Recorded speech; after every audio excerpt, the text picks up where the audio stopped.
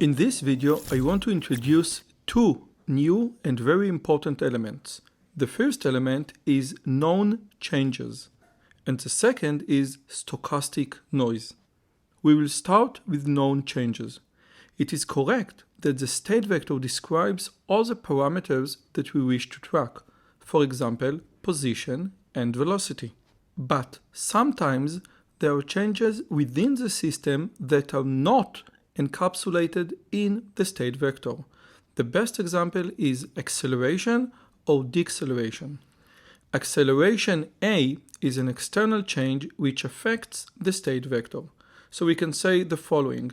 Every external linear change that we know something about can be put into a control vector UK and so improve the accuracy.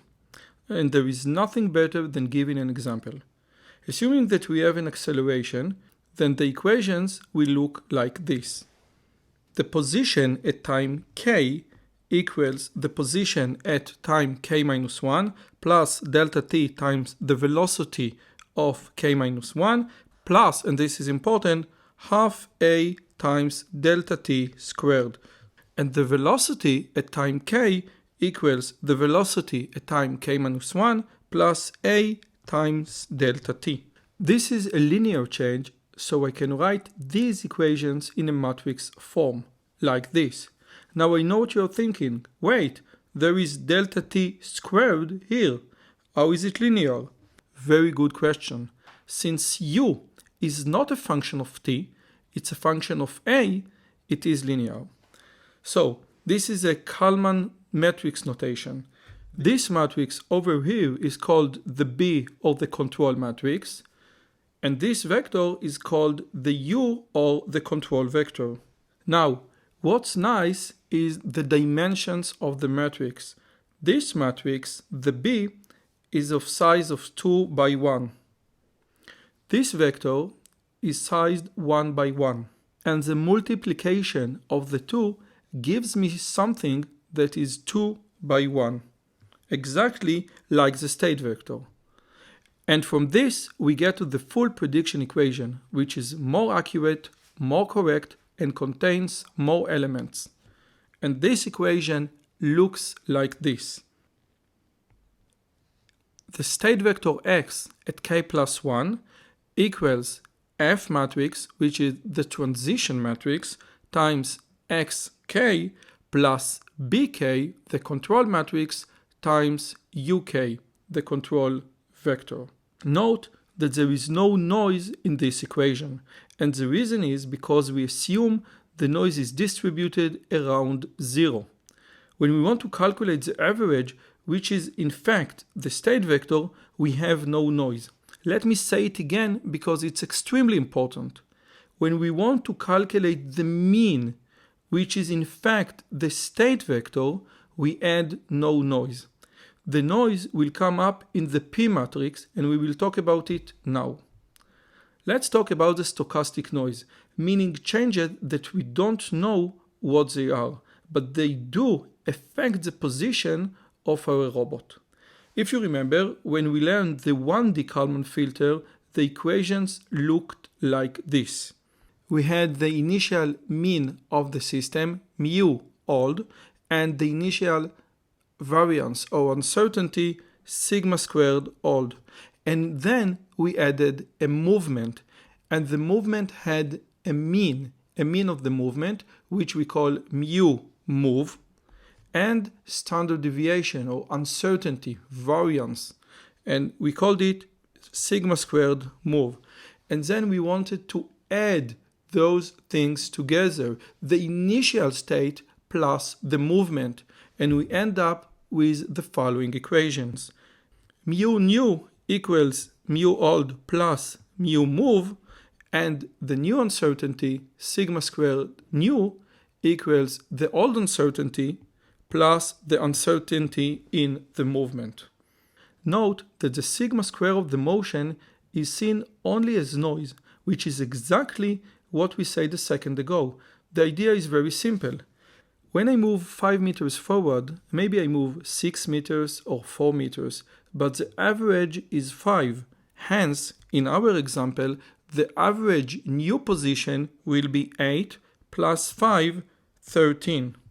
Why? Because the error is normally distributed around 0.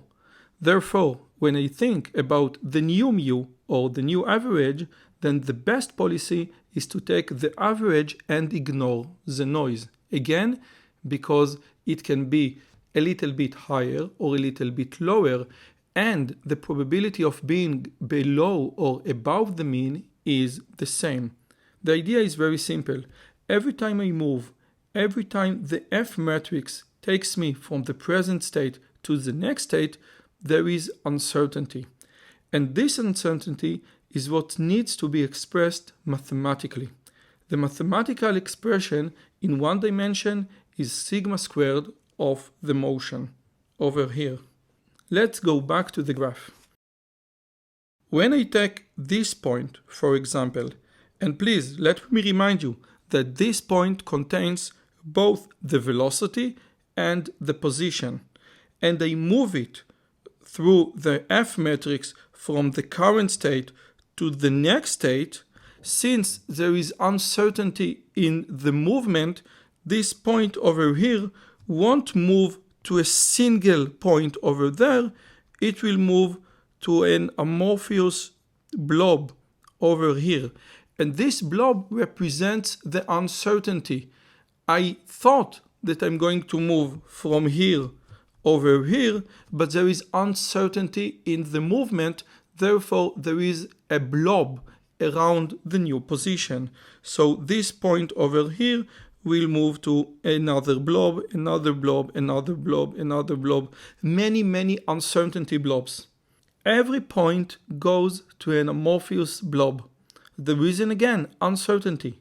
In problematic places when our surface is sandy, for example, and the robot can slip, we need to insert this reality into the mass and describe this blob. The mathematical way to describe this with a matrix is what we call the Q matrix or the Q covariance matrix. The Q matrix tells us that we have additional uncertainty on top of the inherent uncertainty that we already have in the system, as we saw with the F times P times F transpose.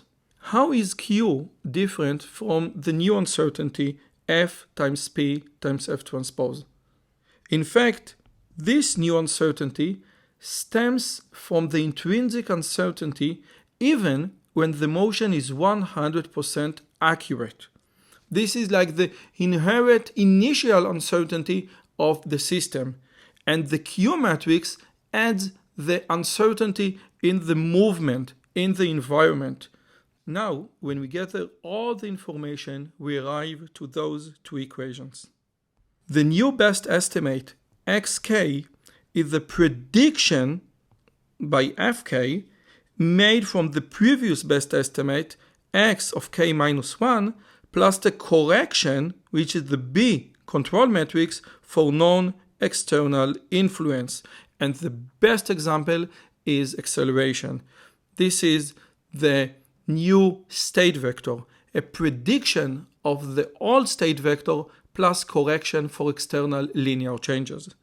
And the new uncertainty P at k is the predicted from the old uncertainty, which we know from linear algebra that we need to multiply F times P times F transpose, plus some additional uncertainty from the environment, or what we called the movement uncertainty. There is a lot to talk about how I estimate Q, how I exactly know how much uncertainty I have in the system. There is a lot to talk about how I estimate Q, how I exactly know how much uncertainty I have in the system. This is an excellent question, and in the future we will try to give some small tips, but these things usually come with experience.